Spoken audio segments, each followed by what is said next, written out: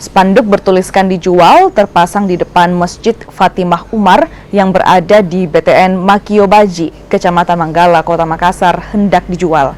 Imam masjid bilang spanduk ini telah terpasang sejak beberapa hari dan menjadi perhatian dari pengurus dan jemaah masjid. Pemilik lahan ingin menjual tanahnya yang saat ini dibanguni oleh masjid lantaran ingin membangun pondok pesantren di lokasi lain. Lahan masjid ini dijual seharga 2,5 miliar rupiah. Sebelumnya ya 2 tahun yang lalu kalau tidak salah sebelumnya itu, karena itu waktu itu sudah mau juga dieksekusi, ada yang mengeksekusi pada saat itu. Cuma ada satu poin yang kemudian tidak pemilik ini, bahwa nama masjid ini jangan dirubah ya.